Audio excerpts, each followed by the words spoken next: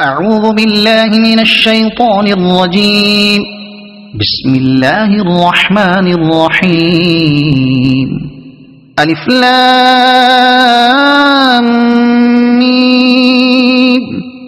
ذلك الكتاب لا ريب فيه هدى للمتقين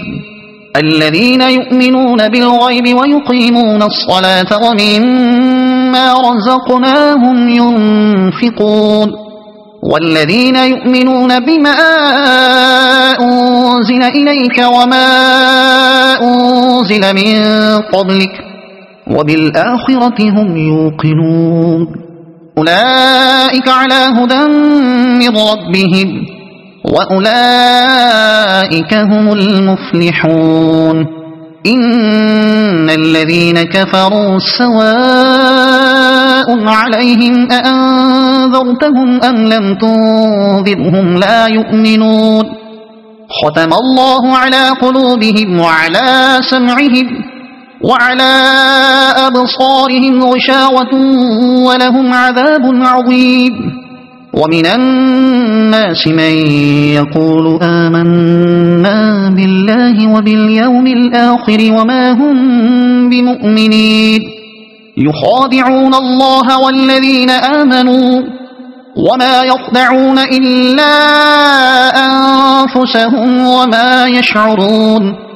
في قلوبهم مرض فزادهم الله مرضا ولهم عذاب أليم بما كانوا يكذبون. وإذا قيل لهم لا تفسدوا في الأرض قالوا إنما نحن مصلحون ألا إنهم هم المفسدون ولكن لا يشعرون.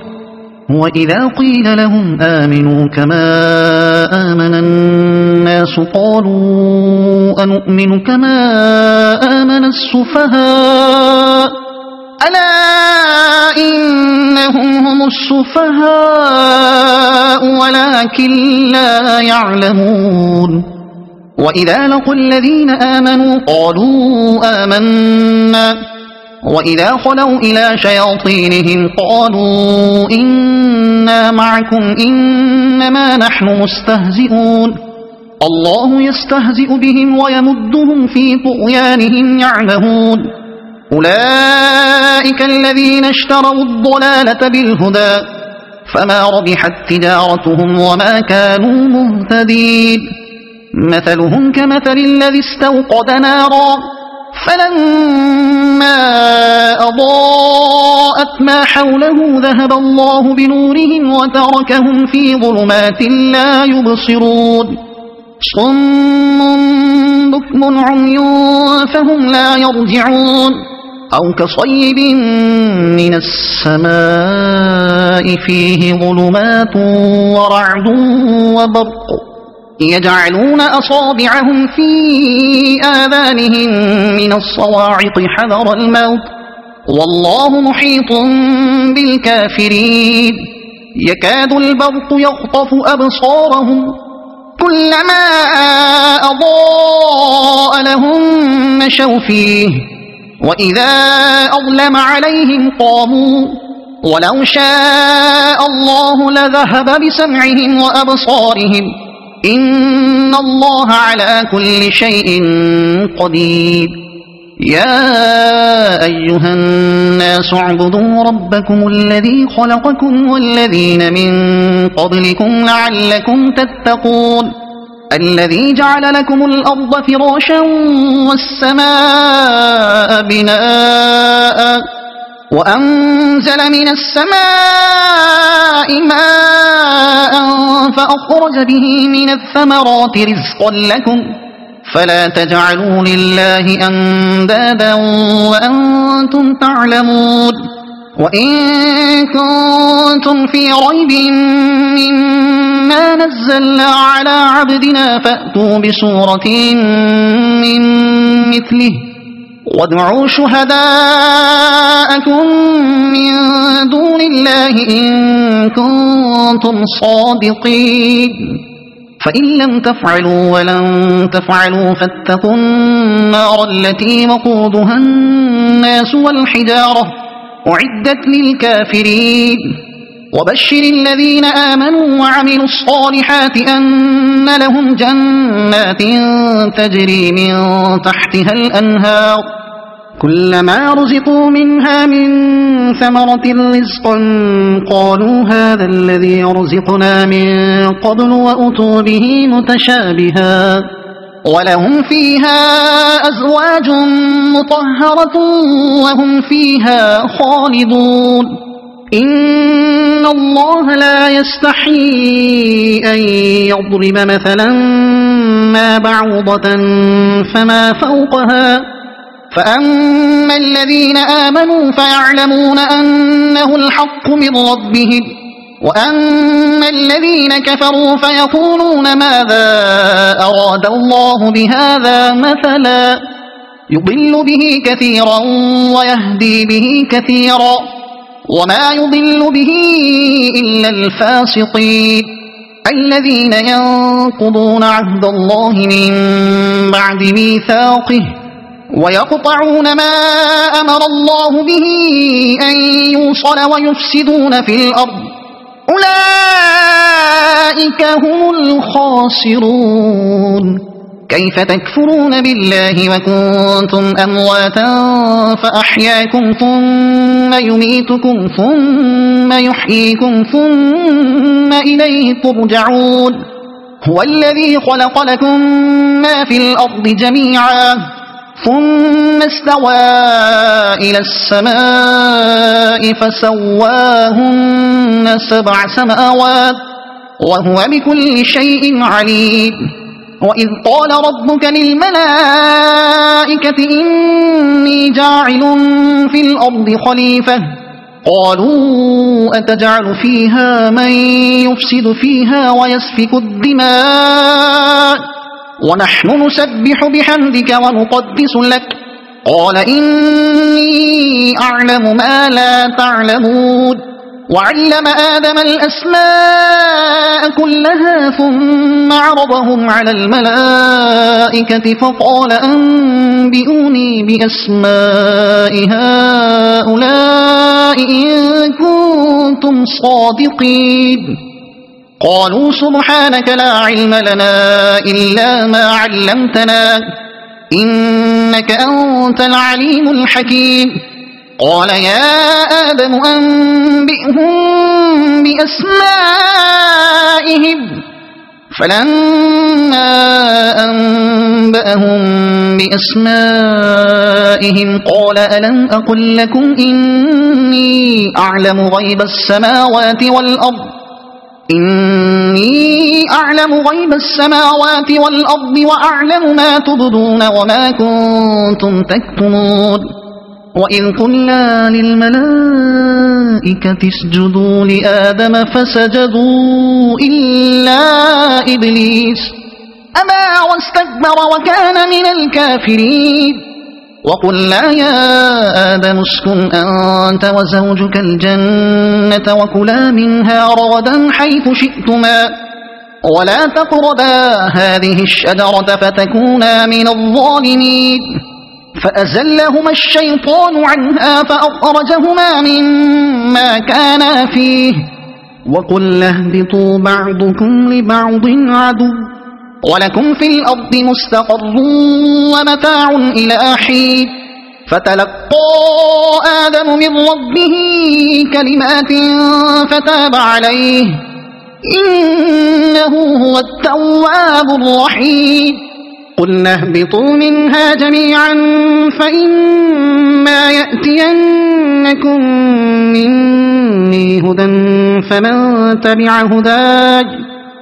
فمن تبع هداي فلا خوف عليهم ولا هم يحزنون والذين كفروا وكذبوا بآياتنا أولئك أصحاب النار هم فيها خالدون يا بني إسرائيل اذكروا نعمتي التي أنعمت عليكم وأوفوا بعهدي أوف بعهدكم وإياي فارهبون وآمنوا بما أنزلت مصدقا لما معكم ولا تكونوا أول كافر به ولا تشتروا بآياتي ثمنا قليلا وإياي فاتقون ولا تلبسوا الحق بالباطل وتكتموا الحق وأنتم تعلمون وأقيموا الصلاة وآتوا الزكاة واركعوا مع الراكعين أتأمرون الناس بالبر وتنسون أنفسكم وأنتم تتلون الكتاب أفلا تعقلون واستعينوا بالصبر والصلاة وإنها لكبيرة إلا على الخاشعين الذين يظنون أنهم ملاقو ربهم وأنهم إليه راجعون يا بني إسرائيل اذكروا نعمتي التي أنعمت عليكم وأني فضلتكم على العالمين واتقوا يوما لا تجزي نفس عن نفس شيئا ولا يقبل منها شفاعة ولا يؤخذ منها عدل ولا هم ينصرون وإذ نجيناكم من آل فرعون يسومونكم سوء العذاب يذبحون أبناءكم ويستحيون نساءكم وفي ذلكم بلاء من ربكم عظيم وإذ فرقنا بكم البحر فأنجيناكم وأغرقنا آل فرعون وأنتم تنظرون وإذ واعدنا موسى 40 ليلة ثم اتخذتم العجل من بعده وأنتم ظالمون ثم عفونا عنكم من بعد ذلك لعلكم تشكرون وإذ آتينا موسى الكتاب والفرقان لعلكم تهتدون وإذ قال موسى لقومه يا قوم إنكم ظلمتم أنفسكم باتخاذكم العجل فتوبوا إلى بارئكم فاقتلوا أنفسكم ذلكم خير لكم عند بارئكم فتاب عليكم إنه هو التواب الرحيم وإذ قلتم يا موسى لن نؤمن لك حتى نرى الله جهرة فأخذتكم الصاعقة وأنتم تنظرون ثم بعثناكم من بعد موتكم لعلكم تشكرون وظللنا عليكم الغمام وأنزلنا عليكم المن والسلوى كلوا من طيبات ما رزقناكم وما ظلمونا ولكن كانوا أنفسهم يظلمون وإذ قلنا ادخلوا هذه القرية فكلوا منها حيث شئتم رغدا وادخلوا الباب سجدا وقولوا حطة نغفر لكم خطاياكم وسنزيد المحسنين فبدل الذين ظلموا قولا غير الذي قيل لهم فأنزلنا على الذين ظلموا رجزا من السماء بما كانوا يفسقون وإذ استسقى موسى لقومه فقل اضرب بعصاك الحجر فانفجرت منه 12 عينا قد علم كل أناس مشربهم كلوا واشربوا من رزق الله ولا تعثوا في الأرض مفسدين وإذ قلتم يا موسى لن نصبر على طعام واحد فادع لنا ربك يخرج لنا مما تنبت الأرض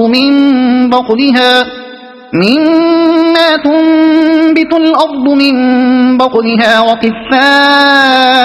وفومها وعدسها وبصلها قال أتستبدلون الذي هو أدنى بالذي هو خير اهبطوا مصرا فإن لكم ما سألتم وضربت عليهم الذلة والمسكنة وباءوا بغضب من الله ذلك بأنهم كانوا يكفرون بآيات الله ويقتلون النبيين بغير الحق ذلك بما عصوا وكانوا يعتدون إن الذين آمنوا والذين هادوا والنصارى والصابئين من آمن بالله واليوم الآخر وعمل صالحا فلهم أجرهم عند ربهم ولا خوف عليهم ولا هم يحزنون وإذ أخذنا ميثاقكم ورفعنا فوقكم الطور خذوا ما آتيناكم بقوة واذكروا ما فيه لعلكم تتقون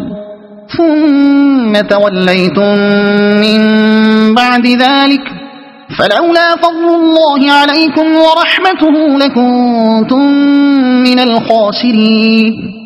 ولقد علمتم الذين اعتدوا منكم في السبت فقلنا لهم كونوا قردة خاسئين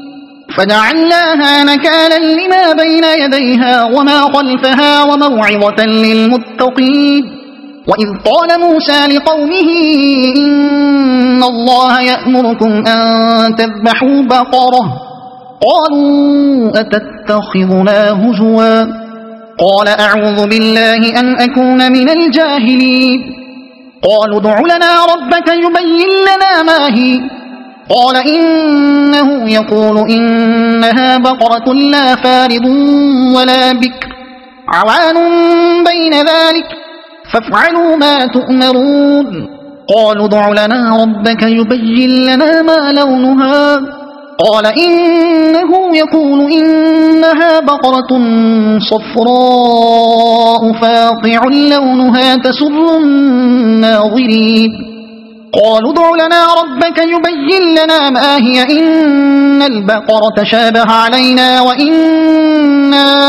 إن شاء الله لمهتدون قال إنه يقول إنها بقرة لا ذلول تثير الأرض ولا تسقي الحرث مسلمة لا شية فيها قالوا الآن جئت بالحق فذبحوها وما كادوا يفعلون وإذ قتلتم نفسا فادارأتم فيها والله مخرج ما كنتم تكتمون فقلنا اضربوه ببعضها كذلك يحيي الله الموتى ويريكم آياته لعلكم تعقلون ثم قست قلوبكم من بعد ذلك فهي كالحجارة أو أشد قسوة وإن من الحجارة لما يتفجر منه الأنهار وإن منها لما يشقق فيخرج منه الماء وإن منها لما يهبط من خشية الله وما الله بغافل عما تعملون أفتطمعون أن يؤمنوا لكم وقد كان فريق منهم يسمعون كلام الله ثم يحرفونه من بعد ما عقلوه وهم يعلمون وإذا لقوا الذين آمنوا قالوا آمنا وإذا خلا بعضهم إلى بعض قالوا أتحدثونهم بما فتح الله عليكم ليحاجوكم به عند ربكم أفلا تعقلون أولا يعلمون أن الله يعلم ما يسرون وما يعلنون ومنهم أميون لا يعلمون الكتاب إلا أماني وإنهم إلا يظنون فويل للذين يكتبون الكتاب بأيديهم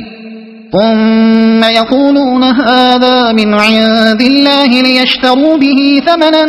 قليلا فويل لهم مما كتبت أيديهم وويل لهم مما يكسبون وقالوا لن تمسنا النار إلا أياما معدودة قل أتخذتم عند الله عهدا فلن يخلف الله عهده أم تقولون على الله ما لا تعلمون بلى من كسب سيئة وأحاطت به خطيئته فأولئك أصحاب النار هم فيها خالدون والذين آمنوا وعملوا الصالحات أولئك أصحاب الجنة هم فيها خالدون وإذ أخذنا ميثاق بني إسرائيل لا تعبدون إلا الله وبالوالدين إحسانا وذي القربى واليتامى والمساكين وقولوا للناس حسنا وأقيموا الصلاة وآتوا الزكاة ثم توليتم إلا قليلا منكم وأنتم معرضون وإذ أخذنا ميثاقكم لا تسفكون دماءكم ولا تخرجون أنفسكم من دياركم ثم أقررتم وأنتم تشهدون ثم أنتم هؤلاء تقتلون أنفسكم وتخرجون فريقا منكم من ديارهم تظاهرون عليهم بالإثم والعدوان وإن يأتوكم أسارى تفادوهم وهو محرم عليكم إخراجهم أفتؤمنون ببعض الكتاب وتكفرون ببعض فما جزاء من يفعل ذلك منكم إلا خزي في الحياة الدنيا ويوم القيامة يردون إلى أشد العذاب وما الله بغافل عما تعملون أولئك الذين اشتروا الحياة الدنيا بالآخرة فلا يخفف عنهم العذاب ولا هم ينصرون ولقد آتينا موسى الكتاب وقفينا من بعده بالرسل وآتينا عيسى ابن مريم البينات وأيدناه بروح القدس أفكلما جاءكم رسول بما لا تهوى أنفسكم استكبرتم ففريقا كذبتم وفريقا تقتلون وقالوا قلوبنا غلف بل لعنهم الله بكفرهم فقليلا ما يؤمنون ولما جاءهم كتاب من عند الله مصدق لما معهم وكانوا من قبل يستفتحون على الذين كفروا فلما جاءهم ما عرفوا كفروا به فلعنة الله على الكافرين بئس ما اشتروا به أنفسهم أن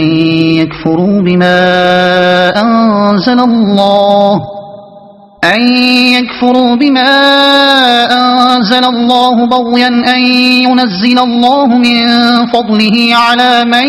يشاء من عباده فباءوا بغضب على غضب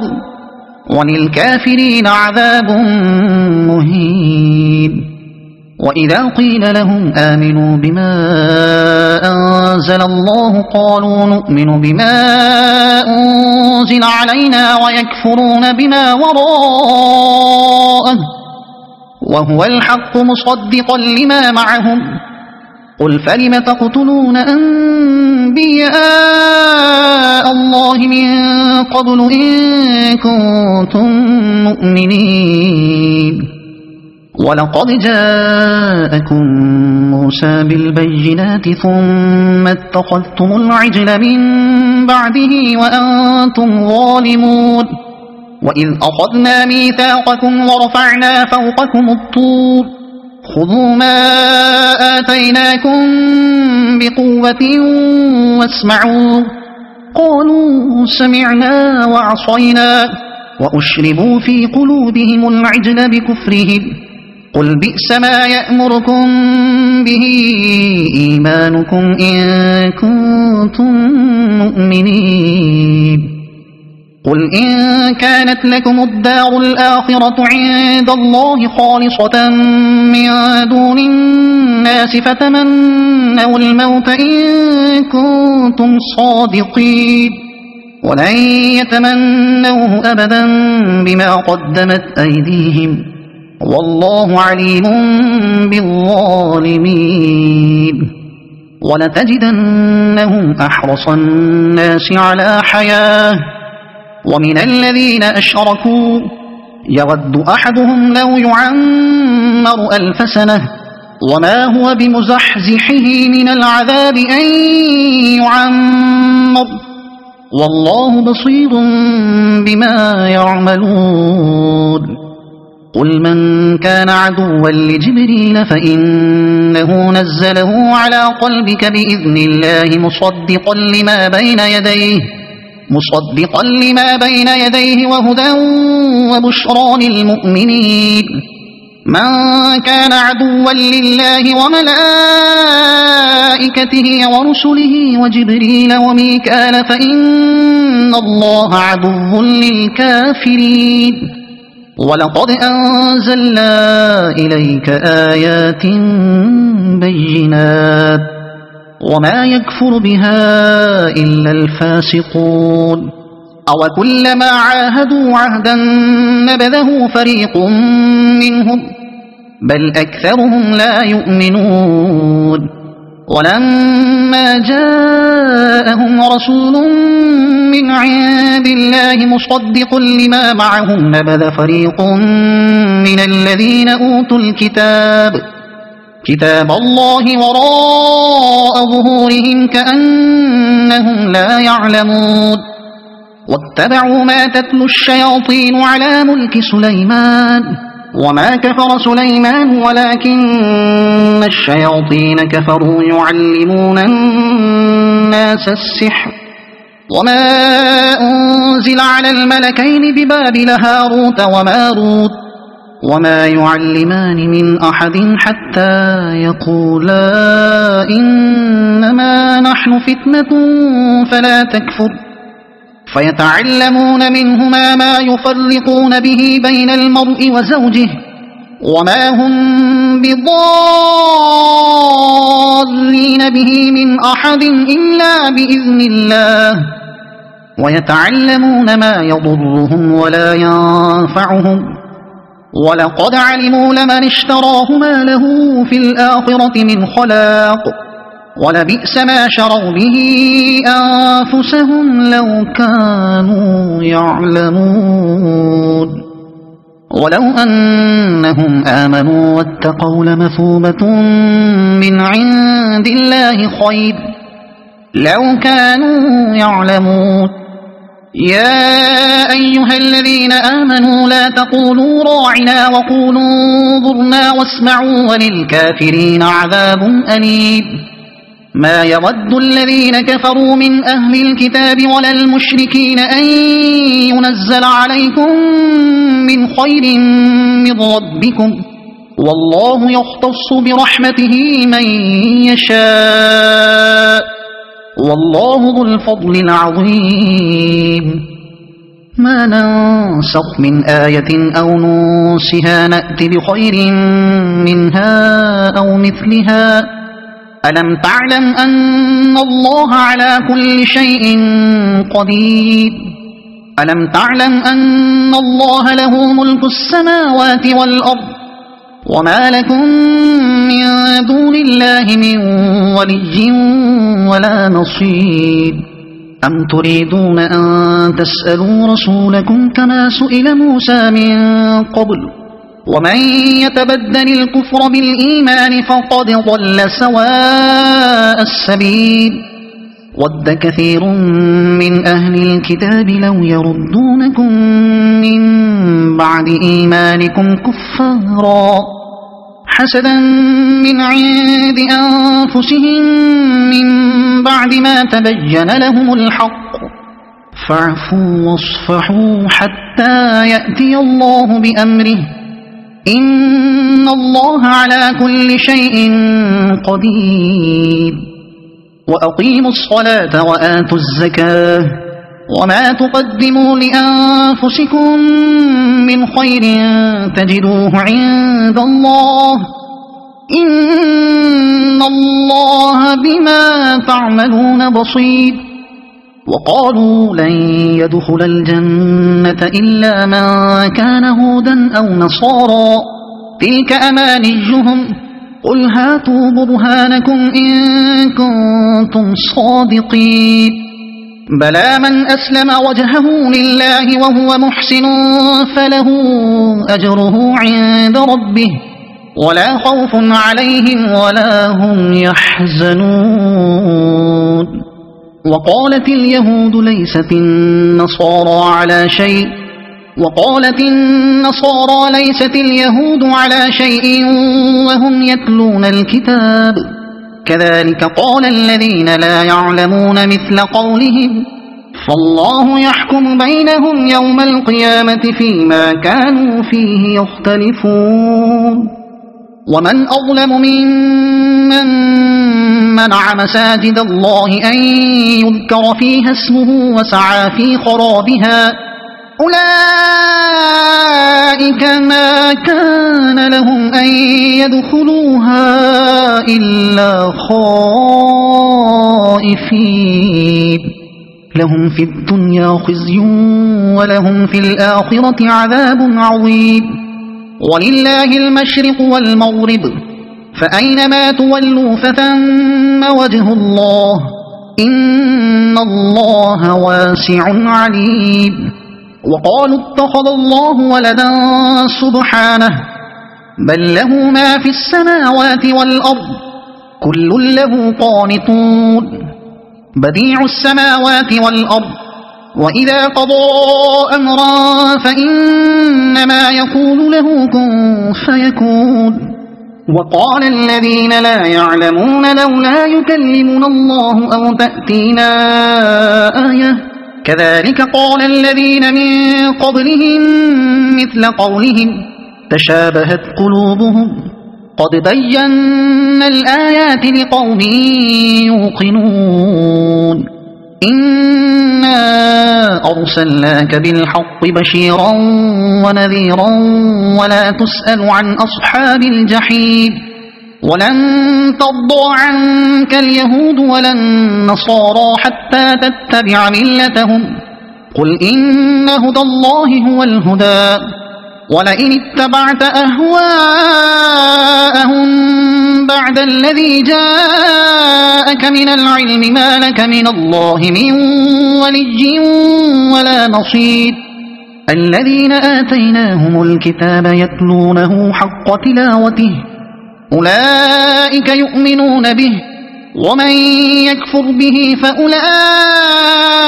هم الخاسرون. يا بني إسرائيل اذكروا نعمتي التي أنعمت عليكم وأني فضلتكم على العالمين واتقوا يوما لا تجزي نفس عن نفس شيئا ولا يقبل منها عدل ولا تنفعها شفاعة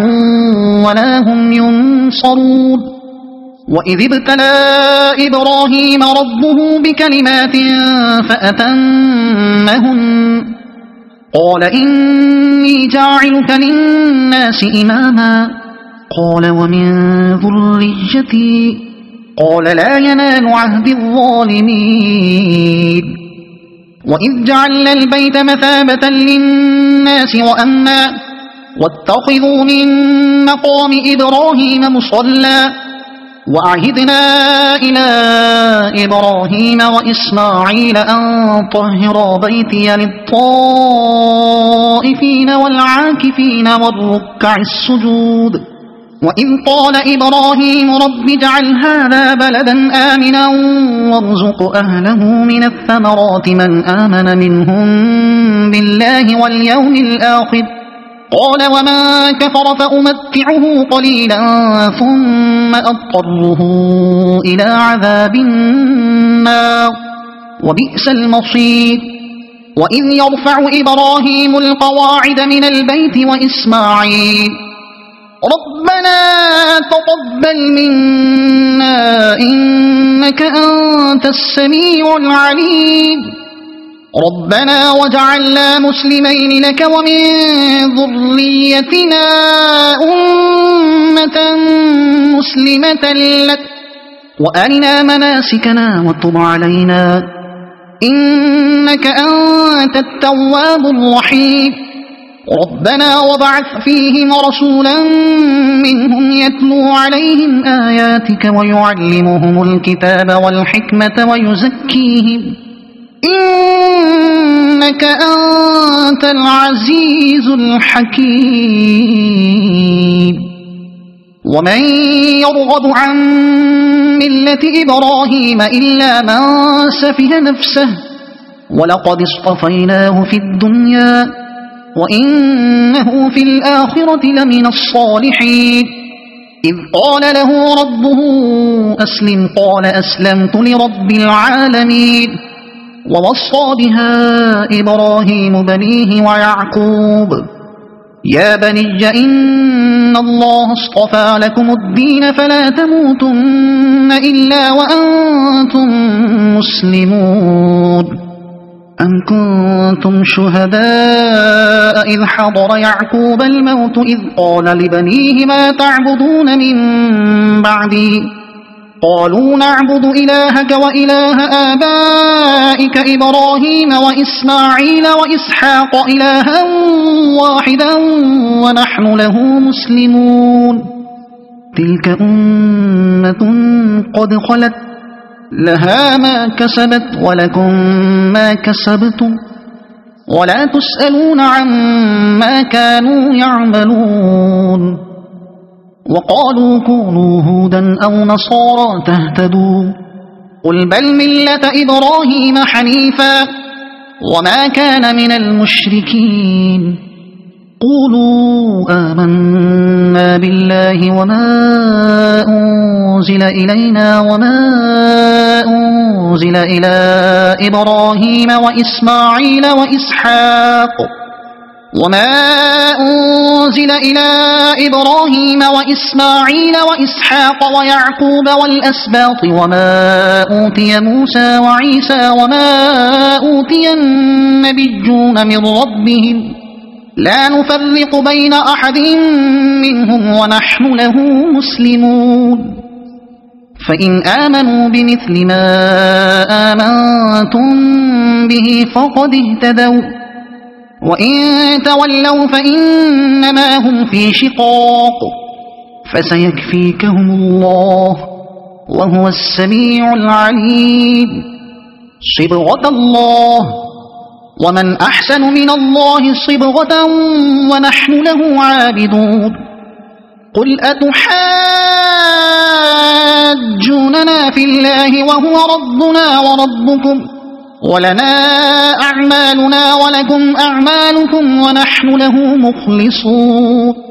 أم تقولون إن إبراهيم وإسماعيل وإسحاق ويعقوب والأسباط كانوا هودا أو نصارى قل أأنتم أعلم أم الله ومن أظلم ممن كتم شهادة عنده من الله وما الله بغافل عما تعملون تلك أمة قد خلت لها ما كسبت ولكم ما كسبتم ولا تسألون عما كانوا يعملون سيقول السفهاء من الناس ما ولاهم عن قبلتهم التي كانوا عليها قل لله المشرق والمغرب يهدي من يشاء إلى صراط مستقيم وكذلك جعلناكم أمة وسطا لتكونوا شهداء على الناس شهداء على الناس ويكون الرسول عليكم شهيدا وما جعلنا القبلة التي كنت عليها إلا لنعلم من يتبع الرسول ممن ينقلب على عقبيه وإن كانت لكبيرة إلا على الذين هدى الله وما كان الله ليضيع إيمانكم إن الله بالناس لرؤوف رحيم قد نرى تقلب وجهك في السماء فلنولينك قبلة ترضاها فول وجهك شطر المسجد الحرام وحيث ما كنتم فولوا وجوهكم شطره وإن الذين أوتوا الكتاب ليعلمون أنه الحق من ربهم وما الله بغافل عما يعملون ولئن أتيت الذين أوتوا الكتاب بكل آية ما تبعوا قبلتك وما أنت بتابع قبلتهم وما بعضهم بتابع قبلة بعض ولئن اتبعت أهواءهم من بعد ما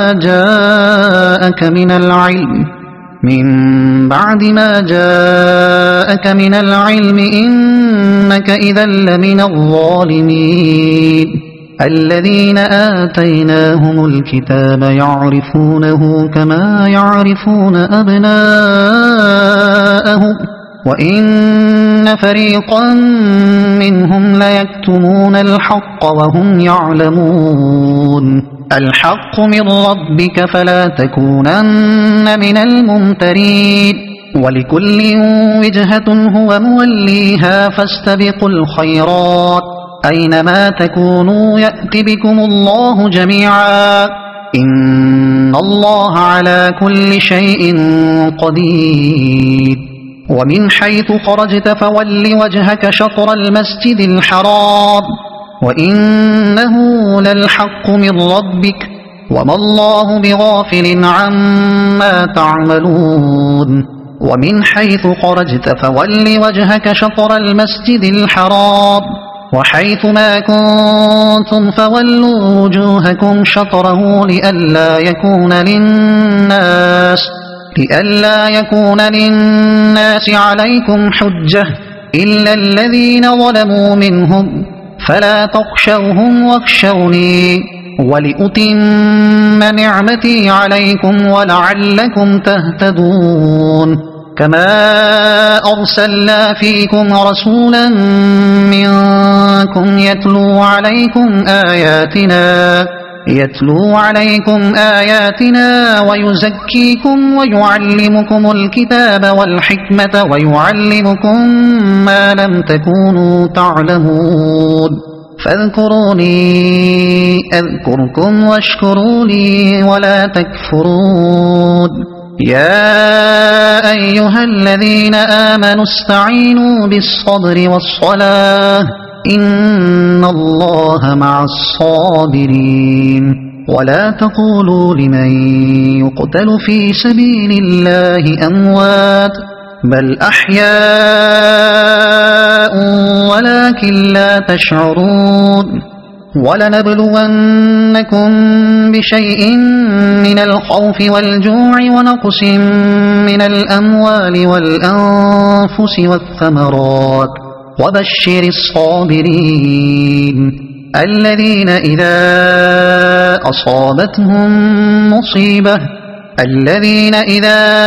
أصابتهم مصيبة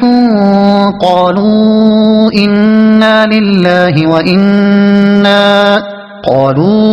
إنا لله وإنا إليه راجعون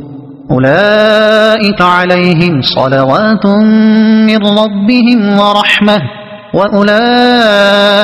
هم المهتدون إن الصفا والمروة من شعائر الله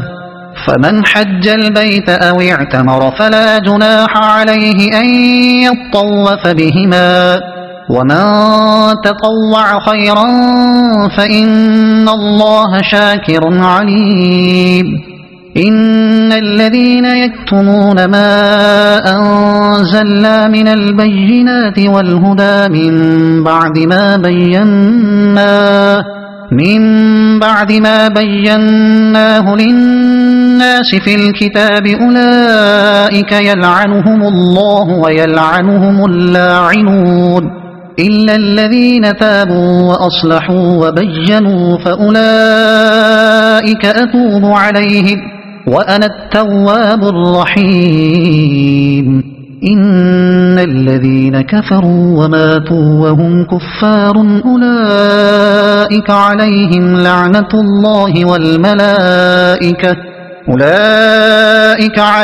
لعنة الله والملائكة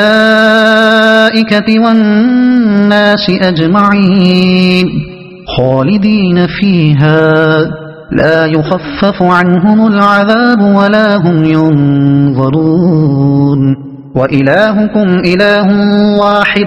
لا إله إلا هو الرحمن الرحيم إن في خلق السماوات والأرض واختلاف الليل والنهار والفلك التي تجري في البحر بما ينفع الناس وما أنزل الله من السماء من ماء فأحيا به الأرض بعد موتها وبث فيها من كل دابة وتصريف الرياح والسحاب المسخر بين السماء والأرض لآيات لقوم يعقلون ومن الناس من يتخذ من دون الله أندادا يحبونهم كحب الله والذين آمنوا أشد حبا لله ولو يرى الذين ظلموا إذ يرون العذاب أن القوة لله جميعا وأن الله شديد العذاب إذ تبرأ الذين اتبعوا من الذين اتبعوا ورأوا العذاب وتقطعت بهم الأسباب وقال الذين اتبعوا لو أن لنا كرة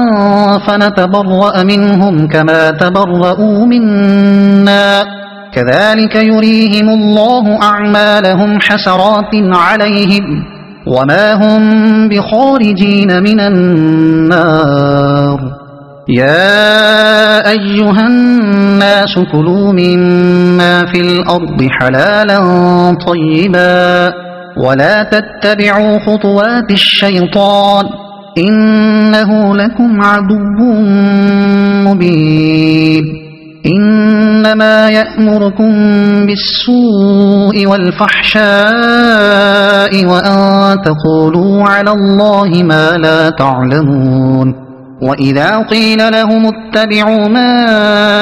أنزل الله قالوا بل نتبع ما ألفينا عليه آباءنا أولو كان آباؤهم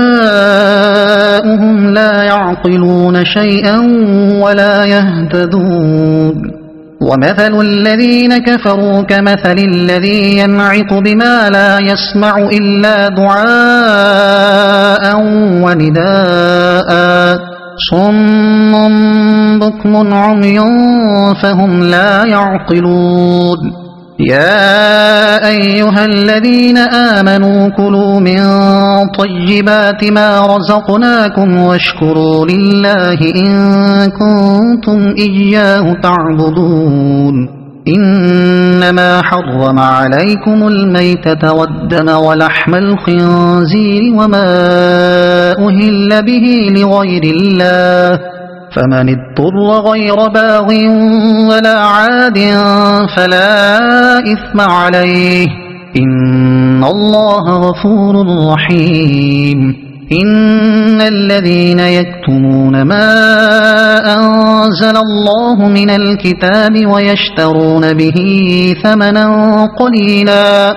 أولئك ما يأكلون في بطونهم إلا النار ولا يكلمهم الله يوم القيامة ولا يزكيهم ولهم عذاب أليم أولئك الذين اشتروا الضلالة بالهدى والعذاب بالمغفرة فما أصبرهم على النار ذلك بأن الله نزل الكتاب بالحق وإن الذين اختلفوا في الكتاب لفي شقاق بعيد ليس البر أن تولوا وجوهكم قبل المشرق والمغرب ولكن البر من آمن بالله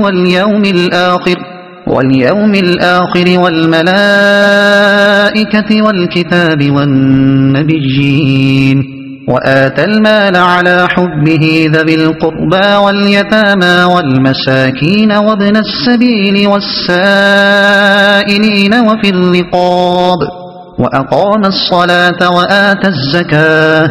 والموفون بعهدهم إذا عاهدوا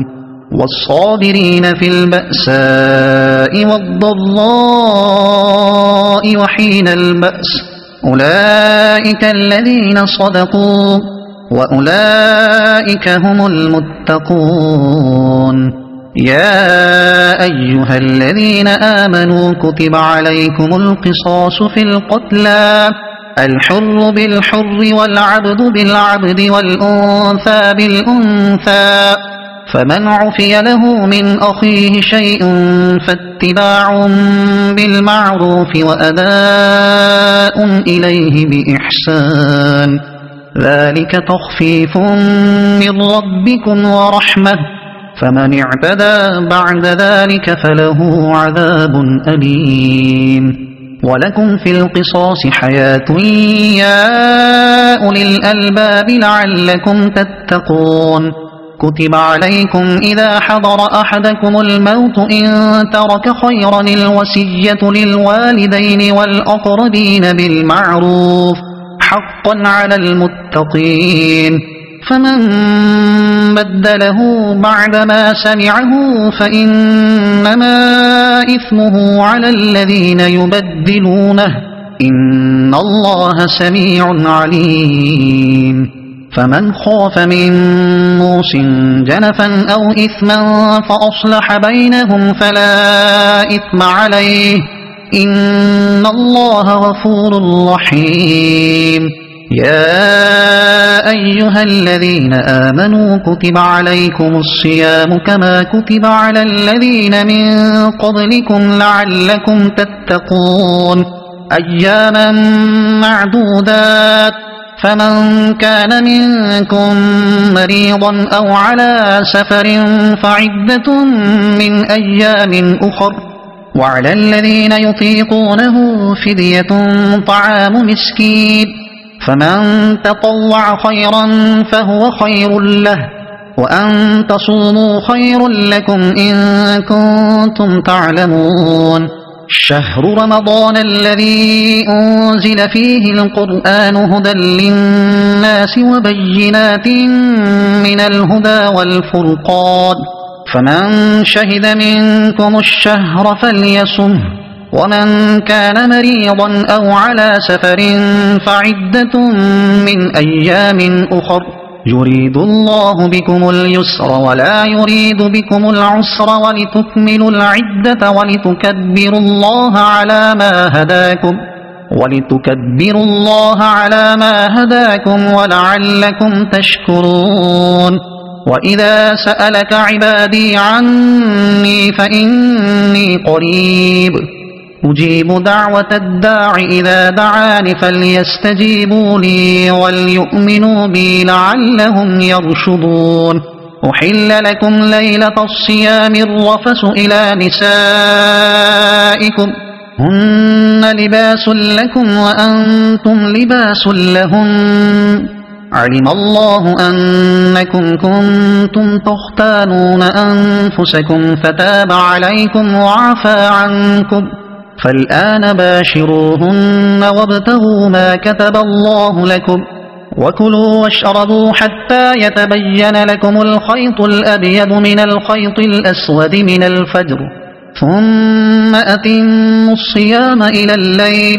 ولا تباشروهن وأنتم عاكفون في المساجد تلك حدود الله فلا تقربوها كذلك يبين الله آياته للناس لعلهم يتقون ولا تأكلوا أموالكم بينكم بالباطل وتدلوا بها إلى الحكام لتأكلوا فريقا من أموال الناس بالإثم وأنتم تعلمون يسألونك عن الأهلة قل هي مواقيت للناس والحج وليس البر بأن تأتوا البيوت من ظهورها ولكن البر من اتقى وأتوا البيوت من أبوابها واتقوا الله لعلكم تفلحون وقاتلوا في سبيل الله الذين يقاتلونكم ولا تعتدوا إن الله لا يحب المعتدين واقتلوهم حيث ثقفتموهم وأخرجوهم من حيث أخرجوكم والفتنة أشد من القتل ولا تقاتلوهم عند المسجد الحرام حتى يقاتلوكم فيه فإن قاتلوكم فاقتلوهم كذلك جزاء الكافرين فإن انتهوا فإن الله غفور رحيم وقاتلوهم حتى لا تكون فتنة ويكون الدين لله فإن انتهوا فلا عدوان إلا على الظالمين الشهر الحرام بالشهر الحرام والحرمات قصاص فمن اعتدى عليكم فاعتدوا عليه بمثل ما اعتدى عليكم واتقوا الله واعلموا أن الله مع المتقين وأنفقوا في سبيل الله ولا تلقوا بأيديكم إلى التهلكة وأحسنوا إن الله يحب المحسنين وأتموا الحج والعمرة لله فإن أحصرتم فما استيسر من الهدي ولا تحلقوا رؤوسكم حتى يبلغ الهدي محله فمن كان منكم مريضا أو به أذى من رأسه ففدية من صيام أو صدقة أو نسك فإذا أمنتم فمن تمتع بالعمرة إلى الحج فما استيسر من الهدي فمن لم يجد فصيام 3 أيام في الحج و7 إذا رجعتم تلك 10 كاملة ذلك لمن لم يكن أهله حاضر المسجد الحرام واتقوا الله واعلموا أن الله شديد العقاب الحج أشهر معلومات فمن فرض فيهن الحج فلا رفث ولا فسوق ولا جدال في الحج وما تفعلوا من خير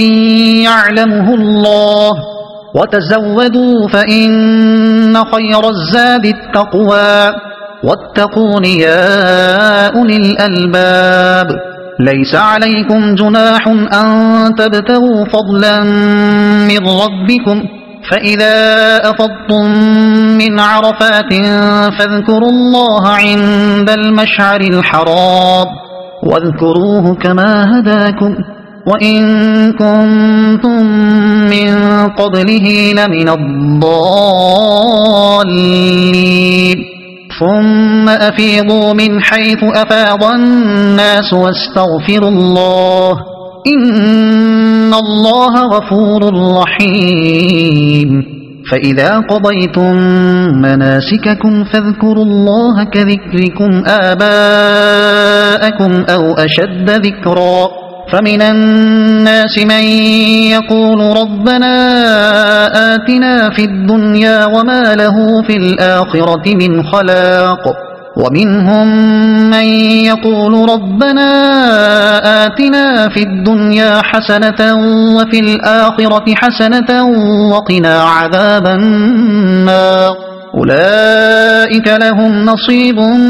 مما كسبوا والله سريع الحساب واذكروا الله في أيام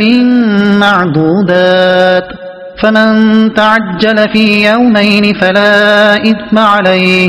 ومن تأخر فلا إثم عليه لمن اتقى واتقوا الله واعلموا أنكم إليه تحشرون ومن الناس من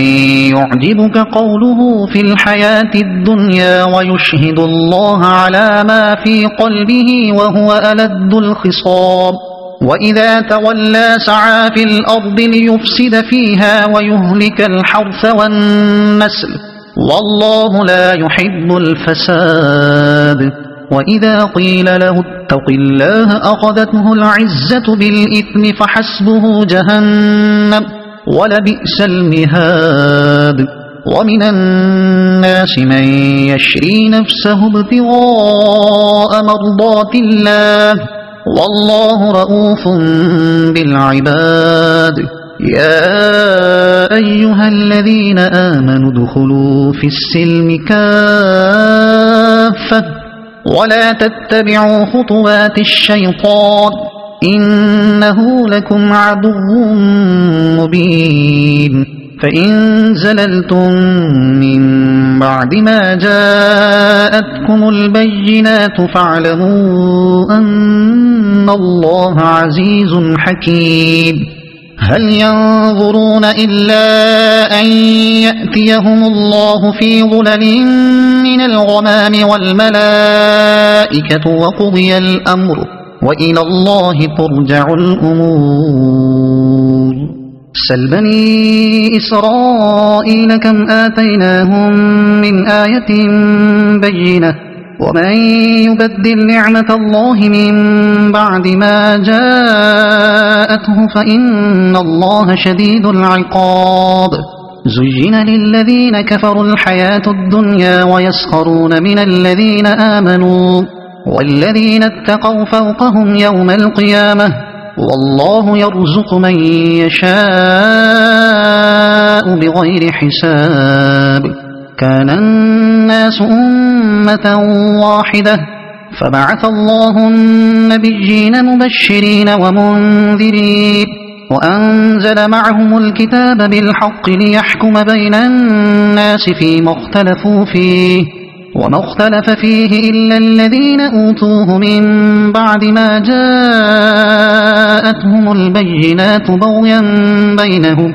فهدى الله الذين آمنوا لما اختلفوا فيه من الحق بإذنه والله يهدي من يشاء إلى صراط مستقيم أم حسبتم أن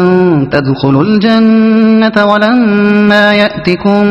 مثل الذين خلوا من قبلكم مستهم البأساء والضراء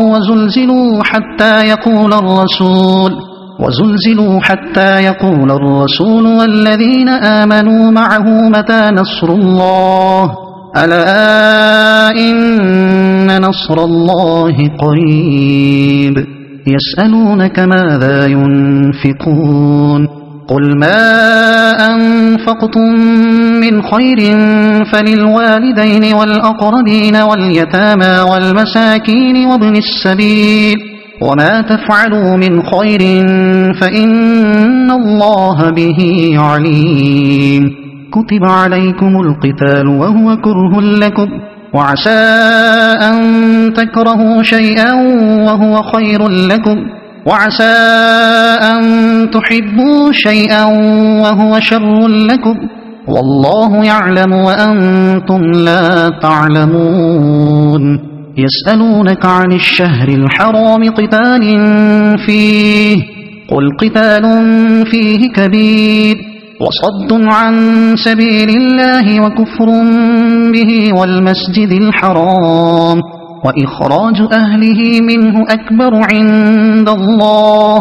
والفتنة أكبر من القتل ولا يزالون يقاتلونكم حتى يردوكم عن دينكم إن استطاعوا ومن يرتد منكم عن دينه فيمت وهو كافر فأولئك حبطت أعمالهم في الدنيا والآخرة وأولئك أصحاب النار هم فيها خالدون إن الذين آمنوا والذين هاجروا وجاهدوا في سبيل الله أولئك يرجون رحمة الله والله غفور رحيم يسألونك عن الخمر والميسر قل فيهما إثم كبير ومنافع للناس وإثمهما أكبر من نفعهما ويسألونك ماذا ينفقون قل العفو كذلك يبين الله لكم الآيات لعلكم تتفكرون في الدنيا والآخرة ويسألونك عن اليتامى قل إصلاح لهم خير وإن تخالطوهم فإخوانكم والله يعلم المفسد من المصلح ولو شاء الله لأعنتكم إن الله عزيز حكيم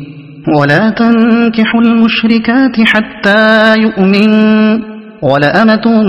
مؤمنة خير من مشركة ولو أعجبتكم ولا تنكحوا المشركين حتى يؤمنوا ولعبد مؤمن خير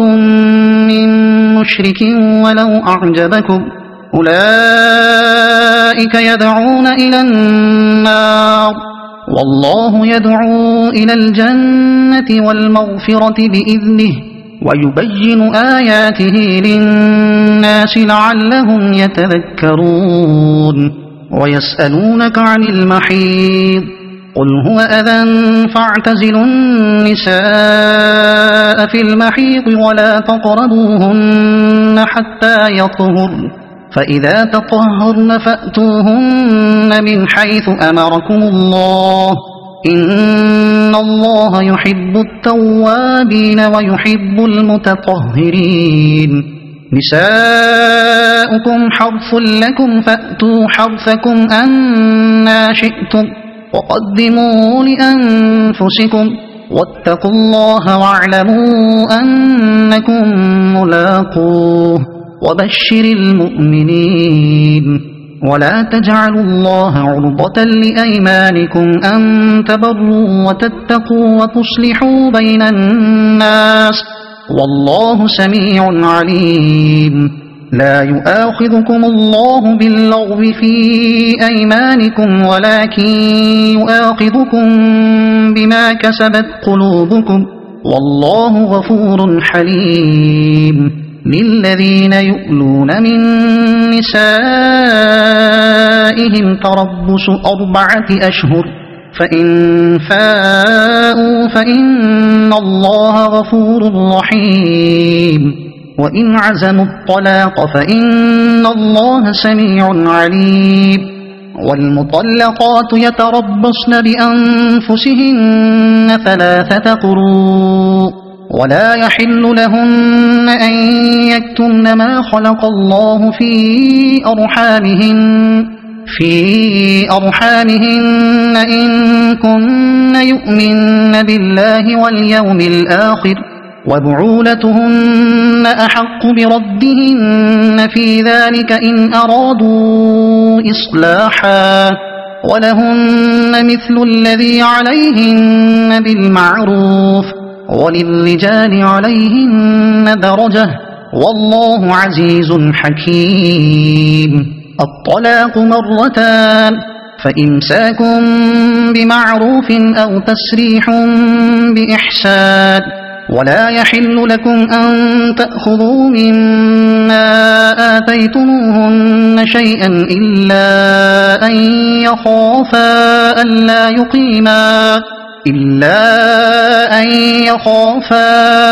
ألا يقيما حدود الله، فإن خفتم ألا يقيما حدود الله فلا جناح عليهما فيما افتدت به، تلك حدود الله فلا تعتدوها، ومن يتعد حدود الله فأولئك هم الظالمون. فإن طلقها فلا تحل له من بعد حتى تنكح زوجا غيره، فإن طلقها فلا جناح عليهما أن يتراجعا إن ظنا أن يقيما حدود الله، وتلك حدود الله يبينها لقوم يعلمون. وإذا طلقتم النساء فبلغن أجلهن فأمسكوهن بمعروف أو سرحوهن بمعروف،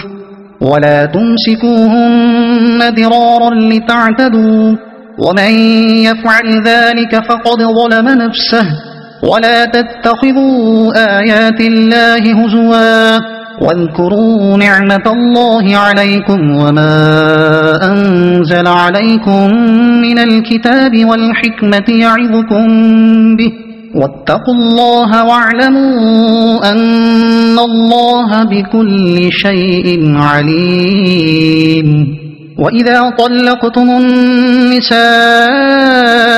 فبلغن أجلهن فلا تعضلوهن أن ينكحن أزواجهن إذا تراضوا بينهم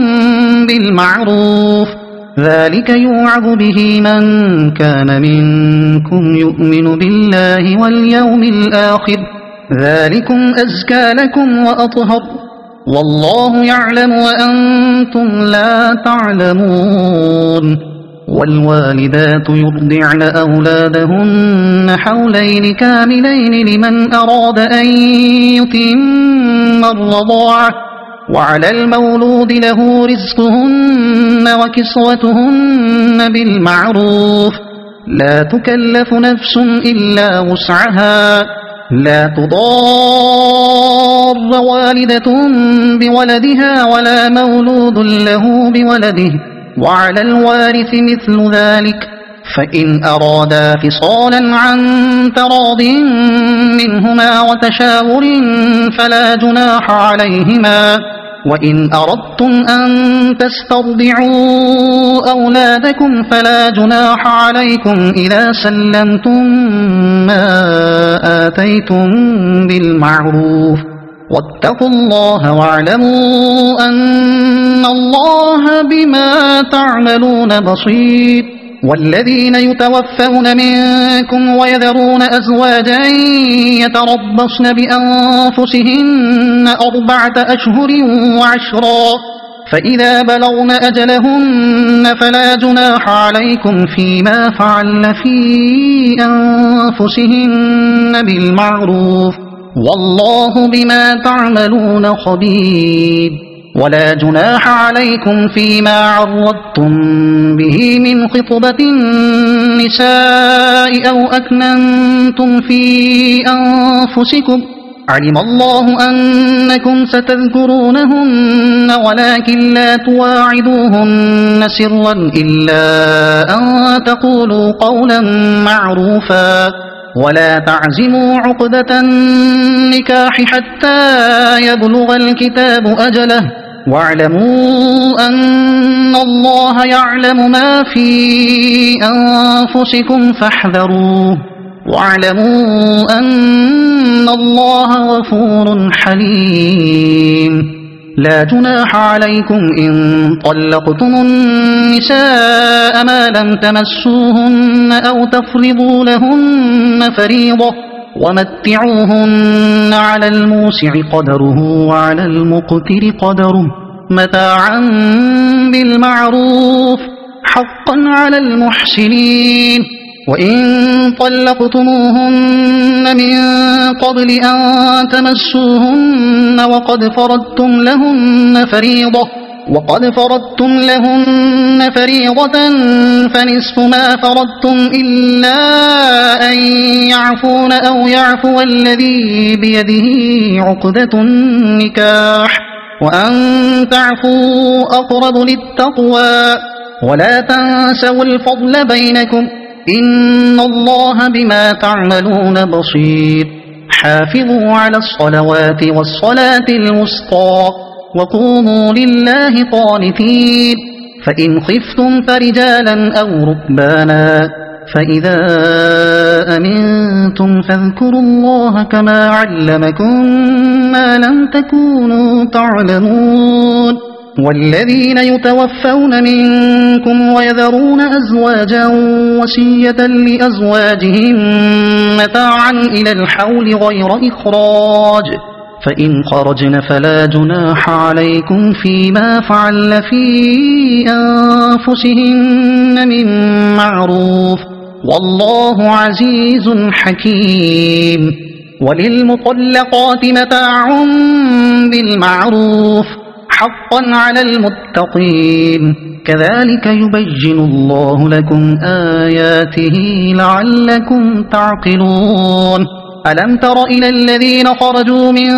ديارهم وهم ألوف حذر الموت فقال لهم الله موتوا ثم أحياهم إن الله لذو فضل على الناس ولكن أكثر الناس لا يشكرون وقاتلوا في سبيل الله واعلموا أن الله سميع عليم من ذا الذي يقرض الله قرضا حسنا فيضاعفه له أضعافا كثيرة والله يقبض ويبسط وإليه ترجعون ألم تر إلى الملأ من بني إسرائيل من بعد موسى إذ قالوا لنبي له مبعث لنا ملكا نقاتل في سبيل الله قال هل عسيتم إن كتب عليكم القتال ألا تقاتلوا قالوا وما لنا ألا نقاتل في سبيل الله وقد أخرجنا من ديارنا وأبنائنا فلما كتب عليهم القتال تولوا إلا قليلا منهم والله عليم بالظالمين وقال لهم نبيهم إن الله قد بعث لكم طالوت ملكا قالوا أنى يكون له الملك علينا ونحن أحق بالملك منه ولم يؤت سعة من المال قال إن الله اصطفاه عليكم وزاده بسطة في العلم والجسم والله يؤتي ملكه من يشاء والله واسع عليم وقال لهم نبيهم إن آية ملكه أن يأتيكم التابوت فيه سكينة من ربكم وبقية مما ترك آل موسى وآل هارون تحمله الملائكة إن في ذلك لآية لكم إن كنتم مؤمنين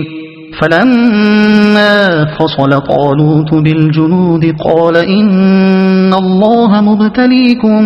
بنهر فمن شرب منه فليس مني ومن لم يطعمه فإنه مني إلا من اغترف غرفة بيده فشربوا منه إلا قليلا منه فلما جاوزه هو والذين آمنوا معه قالوا لا طاقة لنا اليوم بجالوت وجنوده قال الذين يظنون أنهم ملاقو الله كم من فئة قليلة غلبت فئة كثيرة بإذن الله والله مع الصابرين ولما برزوا لجالوت وجنوده قالوا ربنا أفرغ علينا صبرا وثبت أقدامنا وانصرنا على القوم الكافرين فهزموهم بإذن الله وقتل داود جالوت وآتاه الله الملك والحكمة وعلمه مما يشاء ولولا دفع الله الناس بعضهم ببعض لفسدت الأرض ولكن الله ذو فضل على العالمين تلك آيات الله نتلوها عليك بالحق وإنك لمن المرسلين تلك الرسل فضلنا بعضهم على بعض منهم من كلم الله ورفع بعضهم درجات وآتينا عيسى ابن مريم البينات وأيدناه بروح القدس ولو شاء الله ما اقتتل الذين من بعدهم من بعد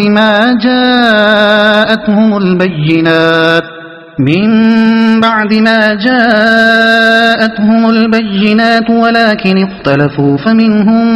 من آمن ومنهم من كفر ولو شاء الله ما اقتتلوا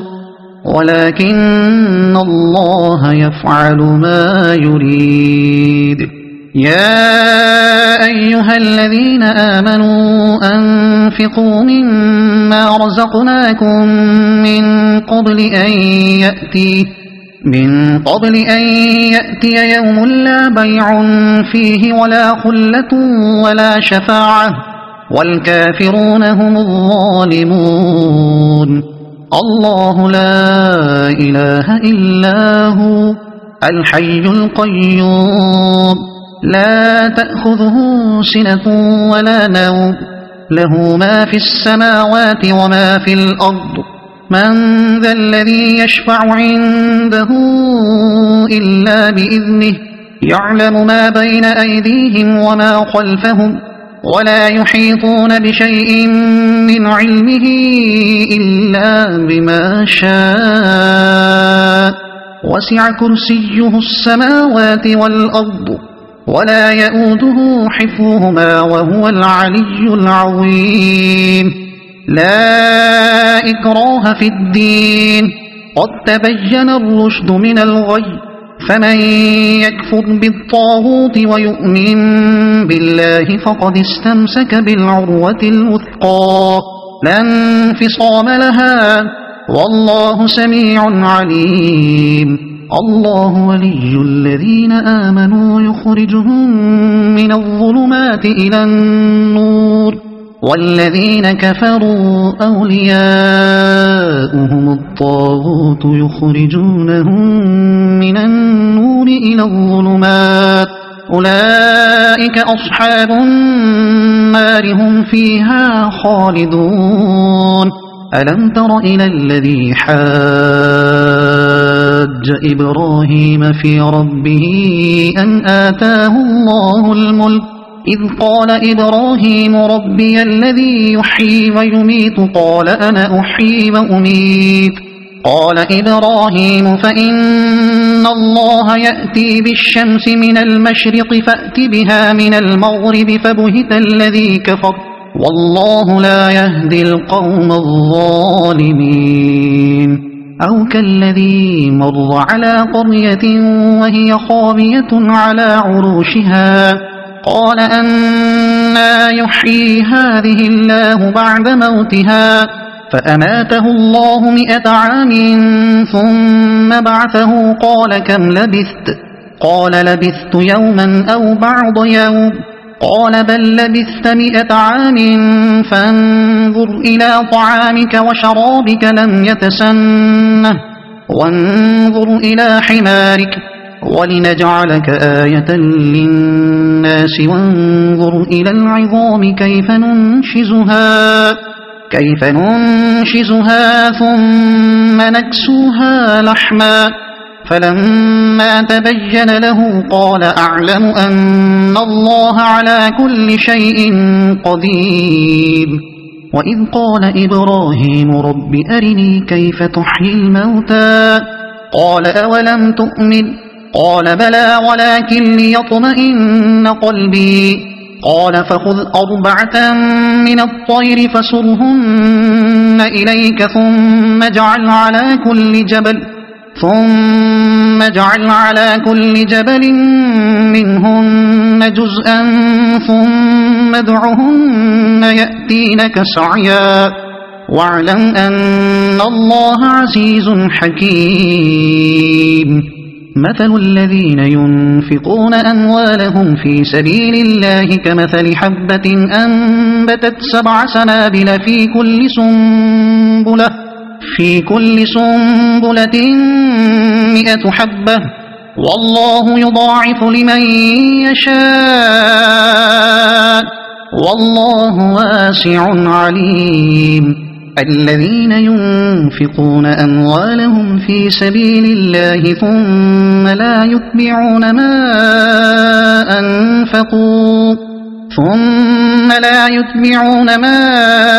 أنفقوا منا ولا أذى لهم أجرهم عند ربهم ولا خوف عليهم ولا هم يحزنون قول معروف ومغفرة خير من صدقة يتبعها أذى والله غني حليم يا أيها الذين آمنوا لا تبطلوا صدقاتكم بالمن والأذى كالذي ينفق ماله رئاء الناس ولا يؤمن بالله واليوم الآخر فمثله كمثل صفوان عليه تراب فأصابه وابل فتركه صلدا لا يقدرون على شيء مما كسبوا والله لا يهدي القوم الكافرين ومثل الذين ينفقون أموالهم ابتغاء مرضات الله وتثبيتا من أنفسهم كمثل جنة بربوة أصابها وابل فآتت أكلها ضعفين فإن لم يصبها وابل فطل والله بما تعملون بصير أيود أحدكم أن تكون له جنة من نخيل وأعناب تجري من تحتها الأنهار له فيها من كل الثمرات وأصابه الكبر وله ذرية ضعفاء فأصابها إعصار فيه نار فاحترقت كذلك يبين الله لكم الآيات لعلكم تتفكرون يا أيها الذين آمنوا أنفقوا من طيبات ما كسبتم ومما أخرجنا لكم من الأرض ولا تيمموا الخبيث منه تنفقون ولستم بآخذيه إلا أن تغمضوا فيه واعلموا أن الله غني حميد الشيطان يعدكم الفقر ويأمركم بالفحشاء والله يعدكم مغفرة منه وفضلا والله واسع عليم يؤتي الحكمة من يشاء ومن يؤت الحكمة فقد أوتي خيرا كثيرا وما يذكر إلا أولو الألباب وما أنفقتم من نفقة أو نذرتم من نذر فإن الله يعلمه وما للظالمين من أنصار إن تبدوا الصدقات فنعما هي وإن تخفوها وتؤتوها الفقراء فهو خير لكم ويكفر عنكم من سيئاتكم والله بما تعملون خبير ليس عليك هداهم ولكن الله يهدي من يشاء وما تنفقوا من خير فلأنفسكم وما تنفقون إلا ابتغاء وجه الله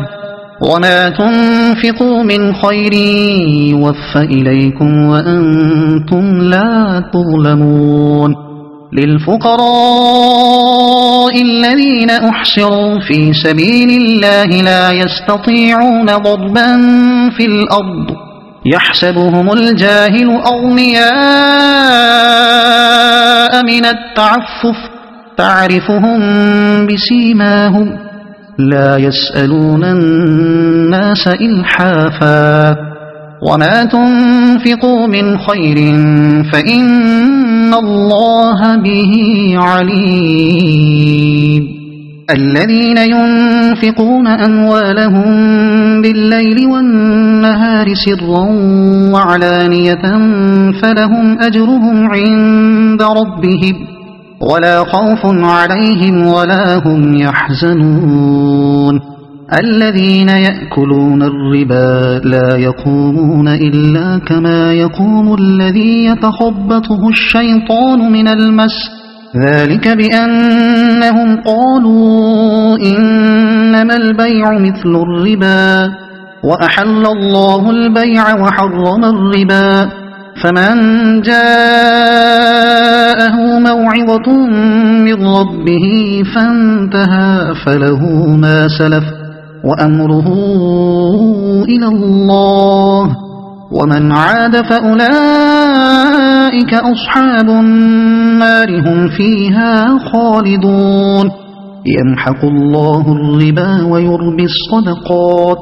والله لا يحب كل كفار أثيم إن الذين آمنوا وعملوا الصالحات وأقاموا الصلاة وآتوا الزكاة لهم أجرهم عند ربهم ولا خوف عليهم ولا هم يحزنون يا أيها الذين آمنوا اتقوا الله وذروا ما بقي من الربا إن كنتم مؤمنين فإن لم تفعلوا فأذنوا بحرب من الله ورسوله وإن تبتم فلكم رؤوس أموالكم لا تظلمون ولا تظلمون وإن كان ذو عسرة فنظرة إلى ميسرة وأن تصدقوا خير لكم إن كنتم تعلمون واتقوا يوما ترجعون فيه إلى الله ثم توفى كل نفس ما كسبت وهم لا يظلمون يا أيها الذين آمنوا إذا تداينتم بدين إلى أجل مسمى فاكتبوه وليكتب بينكم كاتب بالعدل ولا يأب كاتب أن يكتب كما علمه الله فليكتب وليملل الذي عليه الحق وليتق الله ربه ولا يبخس منه شيئا فإن كان الذي عليه الحق سفيها أو ضعيفا أو لا يستطيع أن يمله فليملل وليه بالعدل واستشهدوا شهيدين من رجالكم فإن لم يكونا رجلين فرجل وامرأتان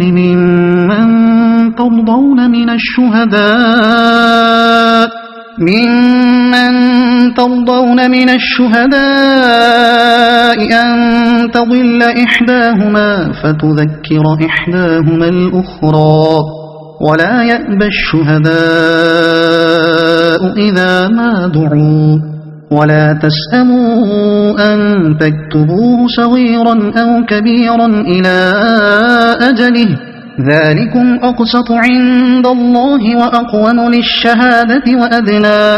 وأدنى ألا ترتابوا إلا أن تكون تجارة حاضرة تديرونها بينكم فليس عليكم جناح ألا تكتبوها وأشهدوا إذا تبايعتم ولا يضار كاتب ولا شهيد وإن تفعلوا فإنه فسوق بكم واتقوا الله ويعلمكم الله والله بكل شيء عليم وإن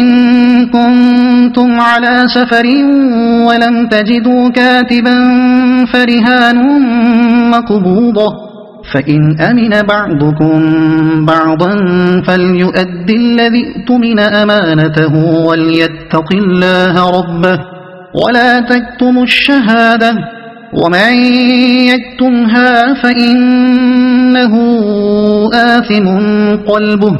والله بما تعملون عليم لله ما في السماوات وما في الأرض وإن تبدوا ما في أنفسكم أو تخفوه يحاسبكم به الله فيغفر لمن يشاء ويعذب من يشاء والله على كل شيء قدير آمن الرسول بما أنزل إليه من ربه والمؤمنون كل آمن بالله وملائكته وكتبه ورسله لا نفرق بين أحد من رسله وقالوا سمعنا وأطعنا غفرانك ربنا وإليك المصير لا يكلف الله نفسا إلا وسعها لها ما كسبت وعليها ما اكتسبت ربنا لا تؤاخذنا إن نسينا أو أخطأنا ربنا ولا تحمل علينا إصرا كما حملته على الذين من قبلنا ربنا ولا تحملنا ما لا طاقة لنا به واعف عنا واغفر لنا وارحمنا أنت مولانا فانصرنا على القوم الكافرين صدق الله العظيم.